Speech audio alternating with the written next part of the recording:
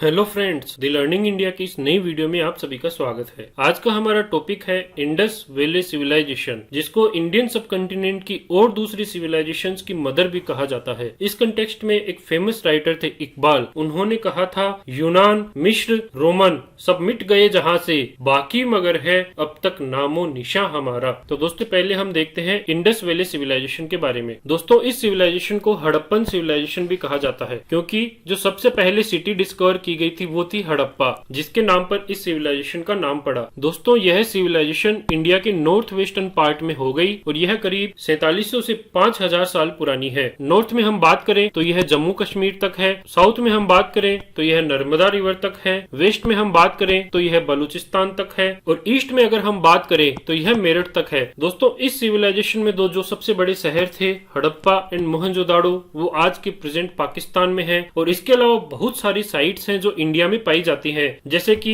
Lothal and Dholavira in Gujarat, Rakhigarhi in Haryana, Ropar in Punjab, Kalibangan and Balathal in Rajasthan. और इसके अलावा और भी बहुत सारी सिटीज हैं। दोस्तों इस सिविलाइजेशन में हमें प्लानिंग की हिंट्स मिलेंगी, जैसे कि सबसे पहले तो एक प्लेटफॉर्म बनाया जाता था और उस प्लेटफॉर्म पर ही घर बनाए जाते थे। दोस्तों ऐसे नहीं है कि कोई भी घर कहीं भी बना लिया, एक पर्टिकुलर प्लेटफॉर्म पर एक जगह फिक्स थी और वहीं पर ही घर बनते थे। जो ईंटें यूज होती थी उनका रेशियो बहुत ही स्टैंडर्डाइज था, चाहे जम्मू हो चाहे गुजरात हो और चाहे वेस्टर्न पार्ट हो चाहे ईस्टर्न पार्ट हो, सभी जगह एक ही तरह की ब्रिक्स यूज की जाती थी। ड्रेनेज सिस्टम की हम बात करें जो कि इंडस वैली सिविलाइजेशन का आज भी काफी फेमस है, तो उसमें पहले गलियों में नालियां बनाई जाती थी, फिर उन नालियों के हिसाब से घर बनाए जाते थे और जो सड़कें और गलियां थी उनको एक ग्रिड पैटर्न में बनाया गया था, जिसमें सभी सड़कें एक दूसरी सड़कों से बिल्कुल राइट एंगल पर कट होती थी। तो इस तरह से यह सिविलाइजेशन बहुत ही प्लांट थी। अब दोस्तों हम मोहनजोदाड़ो की बात करते हैं, जो कि एक प्लांट अर्बन सेंटर था, या यूं कहिए हड़प्पन सिविलाइजेशन का सबसे डेवलप्ड सिटी था। दोस्तों मोहनजोदाड़ो पे जाने से पहले जो एक पॉइंट हड़प्पन सिविलाइजेशन का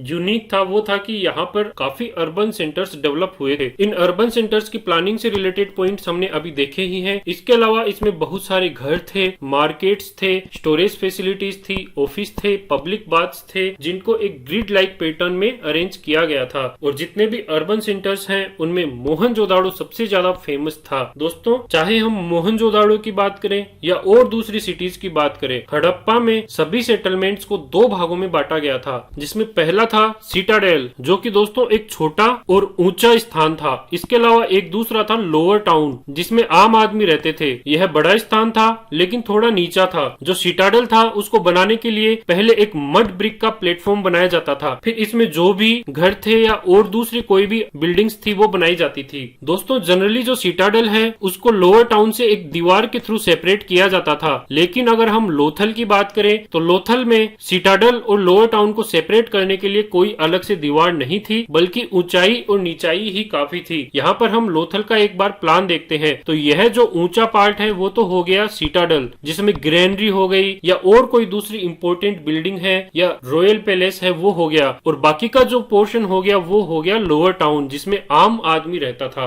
अब हम डोमेस्टिक आर्किटेक्चर की बात करते हैं। तो दोस्तों मोहनजोदाड़ो में जितने भी घर थे या इंडस सिविलाइजेशन की सिटीज में जो घर थे वो या तो एक स्टोरी के थे या फिर दो स्टोरी के थे। और सबसे पहले एक कोर्ट यार्ड बनाया जाता था, एक आंगन बनाया जाता था और उसके चारों तरफ फिर रूम्स बनाए जाते थे। इसके अलावा जितने भी घर थे उनमें बाथरूम भी थे, स्टेयरकेसेस भी थी और काफी घरों में कुएं भी थे, जिसकी वजह से लोगों को बाहर पानी लाने के लिए नहीं जाना पड़ता था। दोस्तों एक चीज यह भी देखी गई कि दीवारों में विंडोज नहीं थी। शायद ये इसलिए नहीं थी ताकि जो घरों में लोग रहते हैं उनकी प्राइवेसी को सिक्योर किया जा सके। इसके अलावा दोस्तों मोहनजोदाड़ो का जो सिटाडेल है उसमें बहुत सारी स्पेशल बिल्डिंग्स मिली, जिसमें दो स्पेशल पब्लिक बिल्डिंग्स इंपॉर्टेंट है। पहला तो है एक लार्ज वेयर हाउस जिसको एज ए ग्रेनरी यूज किया जाता था, और दूसरा है द ग्रेट बाथ। तो हम द ग्रेट बाथ के बारे में थोड़ा डिटेल में देखते हैं। दोस्तों यह एक रेक्टेंगुलर टैंक हो गया जिसमें पानी एकत्रित होता था। इसके चारों तरफ एक कॉरिडोर हो गया, नॉर्थ और साउथ दो तरफ नीचे उतरने के लिए सीढ़ियां हो गई। दोस्तों चारों तरफ ये सीढ़ियां नहीं है, ये सिर्फ दो तरफ ही सीढ़ियां हैं, और इन सीढ़ियों के आजू बाजू में ईंटों के प्लेटफॉर्म हो गए, जिससे कि इन सीढ़ियों को डैमेज नहीं पहुंचे। काफी स्कॉलर्स का मानना था कि इस ग्रेट बाथ को रिचुअलिस्टिक पर्पज के लिए बनाया गया था, जैसे कि कोई भी कम्युनिटी फेस्टिवल आता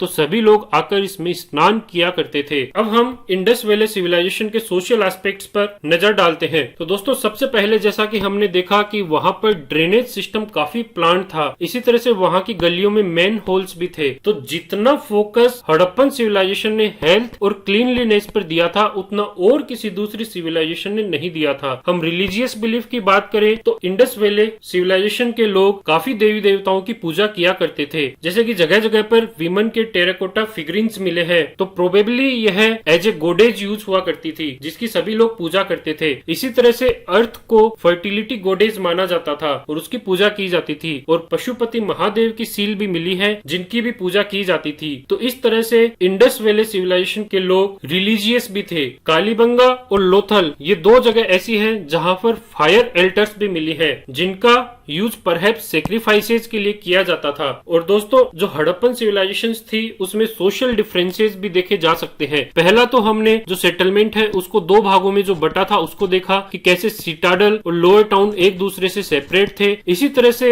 बेरियल्स एंड आर्टिफैक्ट्स, इन दो से भी हम सोशल डिफरेंसेस को आंक सकते हैं। दोस्तों बेरियल्स में जो हायर स्टेटस के लोग थे उनके साथ पोट्री और ऑर्नामेंट्स भी देखने को मिले हैं। शायद इंडस वैली सिविलाइजेशन के लोग ये सोचते थे कि ये पोट्री और ऑर्नामेंट्स आफ्टर लाइफ में काम आएंगे, और जो ज्वेलरी है वो मेन और विमन दोनों के बेरियल्स के साथ पाई गई है। और जो आर्टिफैक्ट्स हैं उनको भी दो भागों में बांटा गया है, पहले हैं यूटिलिटेरियन एंड दूसरे हैं लग्जरीज। दोस्तों यूटिलिटेरियन वो हो गए जो डेली यूज के लिए हो गए, जिनको ऑर्डिनरी मटेरियल से बनाया जाता है और जो कि पूरी सेटलमेंट में पाए गए हैं, मतलब सभी लोगों के घरों में पाए गए हैं। अब इसमें क्या क्या है, जैसे केंज हो गए, आटा पीसने की जैसे चक्की हो गई, pottery, needles, flesh rubbers, body scrubbers, ये सब इसमें हो गए। जो लग्जरीज थी वो काफी कॉस्टली मटेरियल की या नॉन लोकल मटेरियल की बनी हुई थी या जिसमें कॉम्प्लिकेटेड टेक्नोलॉजीज यूज हुई थी। इसका सबसे अच्छा एग्जांपल है पोर्ट्स ऑफ फयांस। दोस्तों फयांस जैसे आपने कभी बाउल देखा होगा चाइनीज मिट्टी का बना हुआ, व्हाइट कलर का, ब्लू कलर का, तो इस तरह से वो उस समय पर लग्जरी थी। और लग्जरी सिर्फ लार्ज सेटलमेंट्स जैसे कि मोहनजोदाड़ो और हड़प्पा में ही पाई गई, और स्मॉलर सेटलमेंट्स में सिर्फ और सिर्फ यूटिलिटेरियन ऑब्जेक्ट्स ही पाए गए। अब हम इंडस वैली सिविलाइजेशन के सबसिस्टेंस एंड इकोनॉमिक एक्टिविटीज पर भी नजर डालते हैं। मोस्टली जो एक्टिविटीज परफॉर्म की जाती थी वो थी hunting, fishing, animal husbandry, agriculture and crafts production. दोस्तों जैसे जैसे इंडस वैली सिविलाइजेशन में प्रोग्रेस हुई वैसे वैसे हंटिंग कम होती गई और एनिमल्स का डोमेस्टिकेशन बढ़ता गया,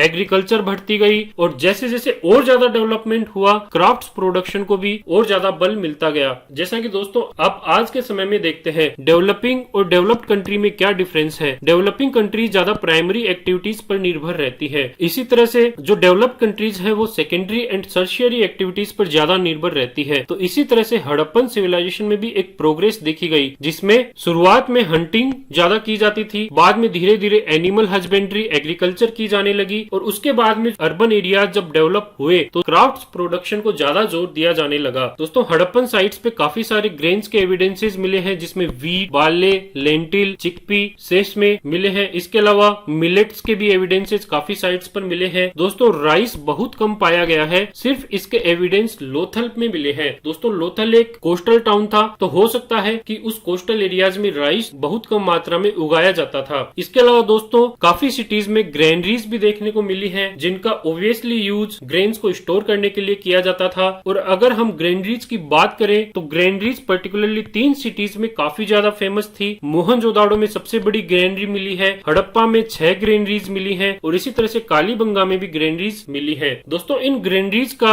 यूज परहैप्स 2 पर्पज के लिए किया जाता था। पहला तो जो भी टैक्स कलेक्ट हुआ वो ग्रेन्स के रूप में किया जाता था और इन ग्रेनरीज में स्टोर किया जाता था। दूसरा इसका यूज इमरजेंसी के समय पर किया जाता था, जैसे किसी समय अगर अकाल पड़ गया तो उस समय इन ग्रेनरीज में जो ग्रेन्स थे उनका यूज पब्लिक वेलफेयर के लिए किया जाता था। दोस्तों इंडस पीपल के लिए यह माना जाता है कि सबसे पहले कॉटन को उन्होंने ही प्रोड्यूस किया। इसका एविडेंस हमें ग्रीक के लोगों से मिलता है। उन्होंने कॉटन को सिंडन के नाम से पुकारा जो कि सिंध शब्द से आया है। और दोस्तों सिंध हड़प्पन सिविलाइजेशन के लिए यूज किया जाता था क्योंकि हड़प्पन सिविलाइजेशन इंडस रिवर के आसपास थी। एनिमल्स की हंटिंग भी की जाती थी, उनको डोमेस्टिकेटेड भी किया जाता था। बहुत सारे एनिमल्स हैं जिनकी बोन्स मिली है, जैसे केटल, शीप, गोट, बफेलो, पिग, तो कहीं ना कहीं इन एनिमल्स का डोमेस्टिकेशन किया जाता था। इसी तरह से डोंकी और केमल्स, इनका यूज वजन को लादने के लिए और एक जगह से दूसरी जगह पर ट्रांसपोर्ट करने के लिए किया जाता था। दोस्तों हॉर्स से रिलेटेड न ही तो कोई बोन्स मिली हैं, न ही कोई और दूसरी रिप्रेजेंटेशन अवेलेबल हुई है। तो यह कहना कि इंडस वैली सिविलाइजेशन के लोग घोड़े को जानते थे गलत होगा।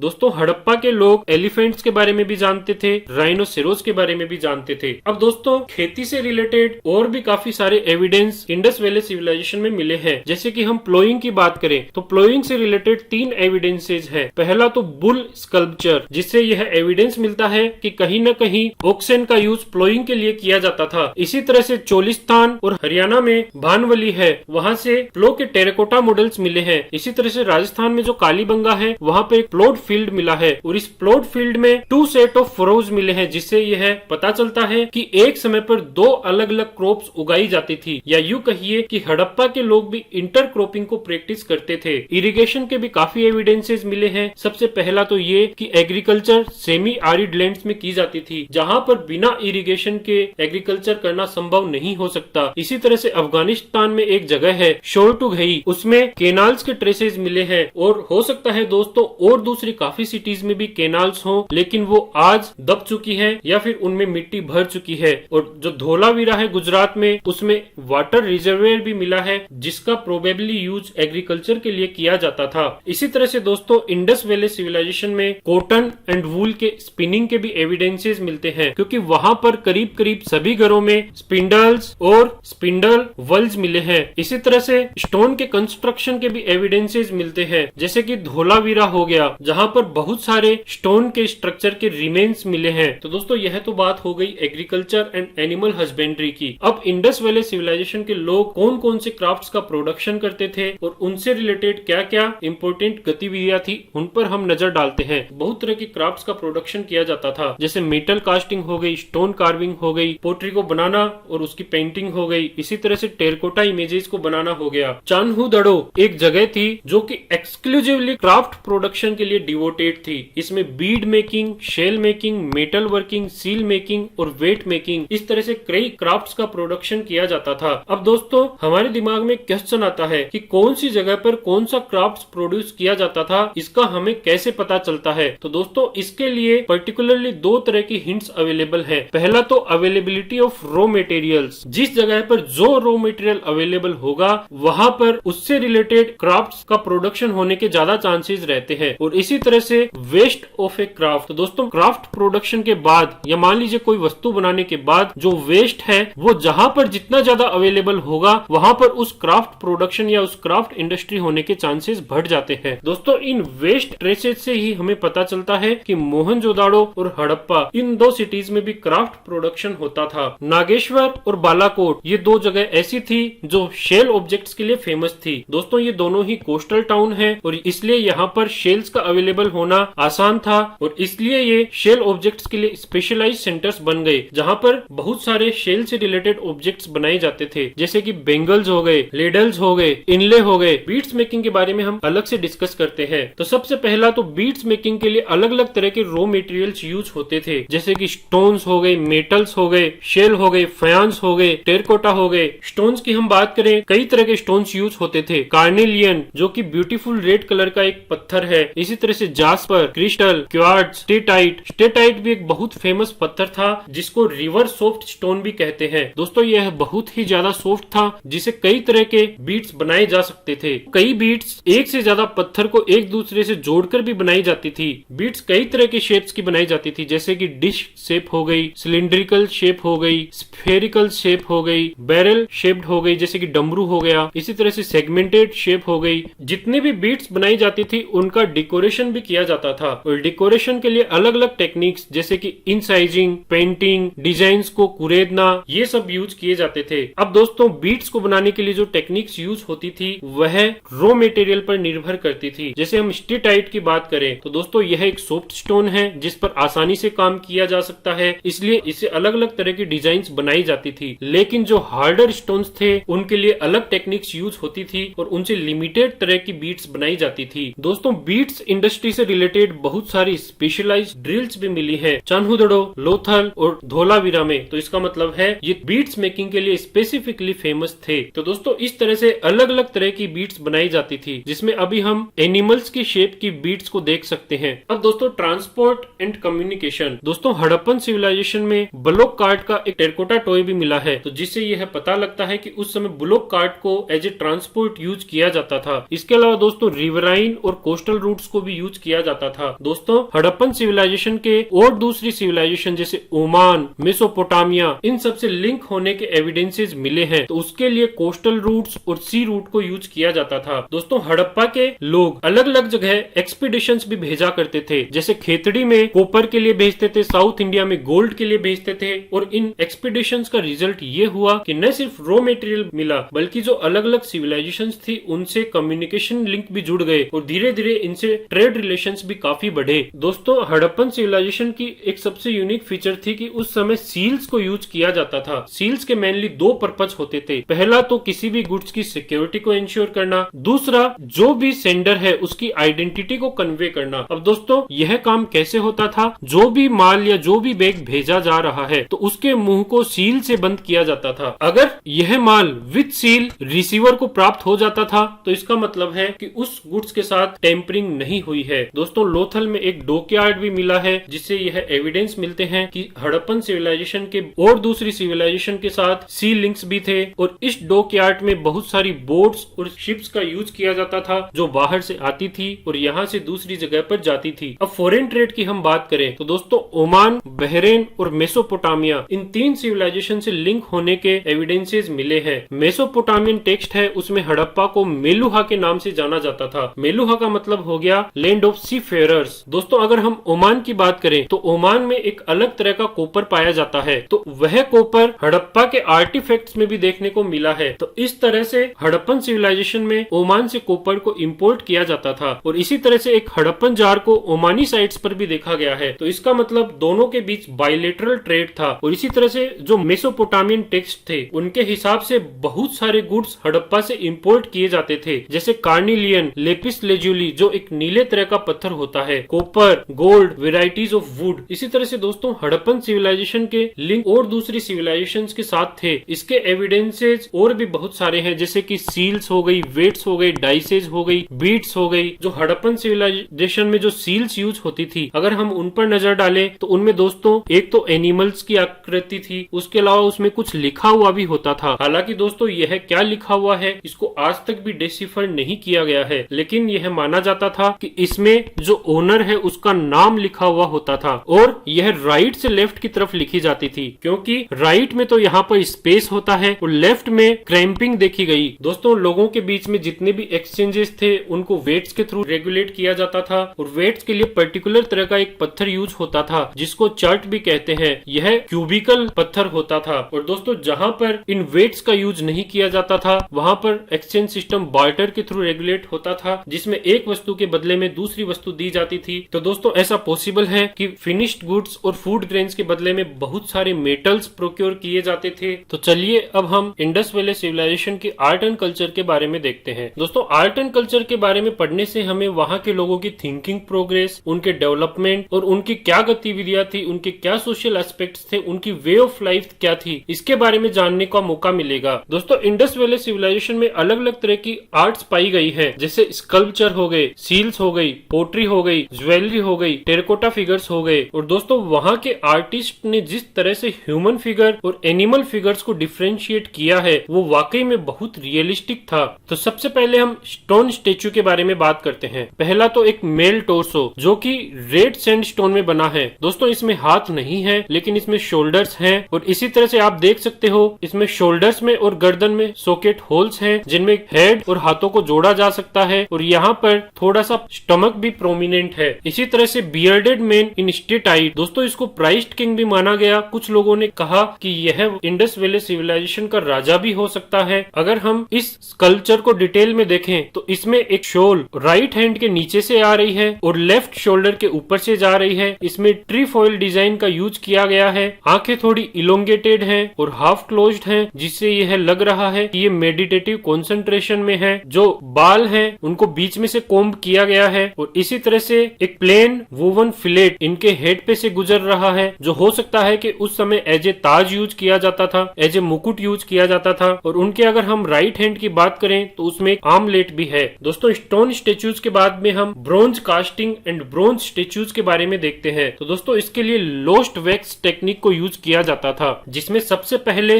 वैक्स के फिगर्स बनाए जाते थे, फिर उन वैक्स के फिगर्स पर क्ले की कोटिंग्स की जाती थी, फिर जैसे ही क्ले जम जाती थी उसके बाद इस वैक्स को पिघलाकर बाहर निकाल दिया जाता था और उसकी जगह पर जो भी मेटल है उसको इंसर्ट कर दिया जाता था। और जैसे ही यह मेटल जम जाता था, कूल हो जाता था, तो उसके बाद में ऊपरी सतह पर जो मिट्टी की या जो क्ले की कोटिंग थी उसको रिमूव कर दिया जाता था और इससे हमें ब्रोंज स्टेच्यू प्राप्त हो जाती थी। दोस्तों ब्रोंज में काफी सारे ह्यूमंस और एनिमल्स के फिगर बनाए गए थे। ह्यूमन फिगर में डांसिंग गर्ल काफी फेमस है। यह करीब 4 इंच की है। इसको मोहनजोदाड़ो में पाया गया और इसमें आप देख सकते हो कि जो लंबे बाल हैं उनको एक बन में बांधा गया है। लेफ्ट आर्म पर बेंगल्स हैं, इसी तरह से राइट आर्म पर भी एक ब्रासलेट है और बेंगल्स है। गर्दन पर भी एक नेकलेस है। जो राइट हैंड है वो कमर पर हो गया और जो लेफ्ट हैंड है वो डांसिंग की पोजीशन में है। आंखें काफी बड़ी बड़ी हैं और नोज काफी फ्लैट है। दोस्तों यह फिगर एक तरह से फुल ऑफ एक्सप्रेशन है और ऐसा कह सकते हैं कि यह डांस करने की मुद्रा में है। इसी तरह से काफी एनिमल्स के फिगर्स भी हड़प्पन सिविलाइजेशन से रिकवर हुए हैं, जिनमें सबसे फेमस है बुल, जो मोहनजोदाड़ो से पाया गया है। इसका जो हेड है वो स्लाइटली राइट की तरफ मुड़ा हुआ है और इसकी गर्दन पर एक कॉर्ड है। दोस्तों हो सकता है यह जंजीर हो जिसके थ्रू बुल को खूंटे के बांधा जाता हो। इसी तरह से गोट्स की फिगर्स भी मिली है, डॉग के फिगर भी मिले हैं, बर्ड भी मिले हैं और ब्रोंज का जो फिगर है वो कालीबंगा से भी मिला है। महाराष्ट्र में एक जगह है दैमाबाद, वहां से भी बहुत सारी स्कल्पचर्स रिकवर हुई है। अब हम बात करते हैं टेराकोटा की। दोस्तों जो मिट्टी को जलाकर स्कल्पचर्स बनाई जाती है उनको हम टेराकोटा फिगर्स कहेंगे। गुजरात में साइट्स हो गई जैसे लोथल, धोलावीरा और इसी तरह से कालीबंगा, वहां से बहुत सारी रियलिस्टिक टेराकोटा फिगर्स मिले हैं। जो मदर गोडेस हैं वो भी टेराकोटा में ही मिली है। इसी तरह से बहुत सारी फिगरिन्स बियर्डेड मेल्स के भी मिले हैं, जिससे यह सजेस्ट होता है कि वो एज ए देती वर्शिप किए जाते हो। एक होन देती का भी एक टेराकोटा मास्क मिला है। इसी तरह से बहुत सारे खिलौने भी मिले हैं, जिसमें व्हील्स हो गए, विशल्स हो गई, रिटल्स हो गए, बर्ड्स एंड एनिमल्स हो गए, गेम्समैन हो गए, डिस्क हो गई। तो टेराकोटा के भी बहुत सारे फिगर्स रिकवर हुए हैं। दोस्तों हड़प्पन सिविलाइजेशन से बहुत सारी सील्स भी रिकवर हुई हैं। इनके जो 2 इम्पोर्टेंट यूज थे ऑलरेडी हमने डिस्कस कर लिए हैं। पहला तो था गुड्स की सिक्योरिटी को इंश्योर करना, दूसरा था ओनर की आइडेंटिटी को रिफ्लेक्ट करना। इनको बहुत सारे मटेरियल से बनाया जाता था, स्पेशली इनको स्टीटाइट से बनाया जाता था, क्योंकि स्टीटाइट सॉफ्ट स्टोन था जिस वजह से इसे बहुत सारी आकृतियां बनाना संभव था। इसी तरह से एनिमल्स हो गए बहुत सारे, उनके फिगर्स भी मिले हैं, जिसमें यूनिकॉर्न बुल हो गया, राइनोसेरोस हो गया, टाइगर, एलिफेंट, बिसोन, गोट, बफेलो, ये सब हो गए। दोस्तों सील्स का मोस्टली यूज कॉमर्शियल था और जो सबसे फेमस सील थी वो थी पशुपति सील। इसको आप देखेंगे तो ये क्रॉस्ड लेग पोजीशन में बैठे हैं। इनके एक तरफ टाइगर और एलिफेंट है, दूसरी तरफ बुल और राइनोसेरोस है। इसी तरह से इनके नीचे 2 एंटीलोप्स हैं और जितने भी ये फिगर्स और एनिमल्स हैं इनको इंटेलियो में कार्व आउट किया गया है।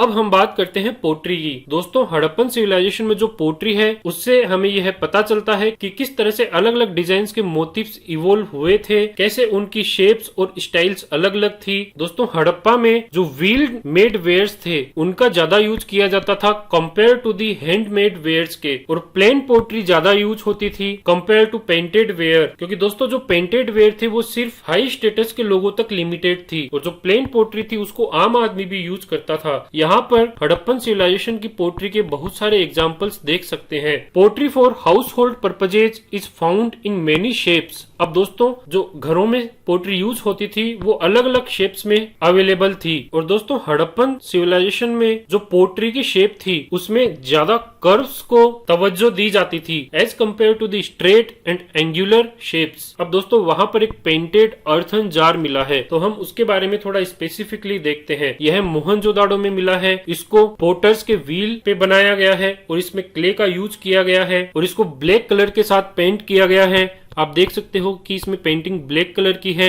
और जो फिनिशिंग टच भी है वो इसमें दिया गया है, और जो डिजाइन है वो वेजिटल्स हैं और उसके अलावा जियोमेट्रिक है। अब बीड्स एंड ऑर्नामेंट्स। दोस्तों बीड्स के बारे में हमने बीड्स इंडस्ट्री में भी काफी पढ़ा है। यहाँ पर हम स्पेसिफिकली उन्हीं पॉइंट्स को देखेंगे जो ऑर्नामेंट से रिलेटेड है। तो दोस्तों हड़प्पन सिविलाइजेशन में मेन एंड वीमेन दोनों ही ऑर्नामेंट्स का यूज करते थे, और वो जो भी कंसीवेबल मटेरियल है, चाहे स्टोन हो, चाहे कोई मेटल हो, चाहे टेराकोटा हो या कोई बोन्स हो, उन सभी को ऑर्नामेंट्स के रूप में यूज करते थे। Necklaces, flats, armlets and finger rings, इनको दोनों सेक्स के लोग पहनते थे, लेकिन जो गर्डल्स, ईयर रिंग्स और एंकलेट्स थे उनको सिर्फ विमन पहना करती थी। दोस्तों गर्डल्स हो गई कमर बंधा। दोस्तों मोहनजोदाड़ो और लोथल ये दो प्लेसेस ऐसे हैं जहां पर बहुत सारी ज्वेलरी मिली है। इसी तरह से हरियाणा में एक जगह है फरमाना, वहां की सेमेट्री में जहां पर डेड बॉडीज को गाड़ा जाता है वहां पर बहुत सारे बेरियल्स के साथ ऑर्नामेंट्स मिले हैं। और जैसा हमने पहले भी देखा है चन्हूदड़ो और लोथल, यहाँ पर बहुत सारी बीट फैक्ट्रीज रिकवर हुई हैं। दोस्तों इंडस वैली के लोग फैशन के बारे में जानते थे, वो अलग अलग तरह की हेयर स्टाइल्स को यूज करते थे, अलग अलग तरह की दाढ़ियां भी काफी प्रचलन में थी। और सीना बार करके एक एलिमेंट था जिसको यहाँ हम इमेज में देख सकते हैं। इसको फेस पेंट के रूप में, लिपस्टिक के रूप में एंड कलिरियम जिसको हम आई लाइनर भी कहेंगे के रूप में यूज किया जाता था। तो दोस्तों यह तो बात हो गई आर्ट एंड कल्चर की। अब इंडस वैली सिविलाइजेशन में पॉलिटिकल अथॉरिटी के बारे में हम चर्चा करते हैं। दोस्तों पॉलिटिकल अथॉरिटी को लेकर अलग अलग मत थे। स्पेसिफिकली यहाँ पर 3 मत थे। पहला मत तो कहता था कि पूरे इंडस वैली सिविलाइजेशन में एक सेंट्रल अथॉरिटी थी, मतलब एक स्टेट था और एक किंग था। दूसरा व्यू कहता है कि मल्टीपल किंग्स थे और मल्टीपल स्टेट्स थे।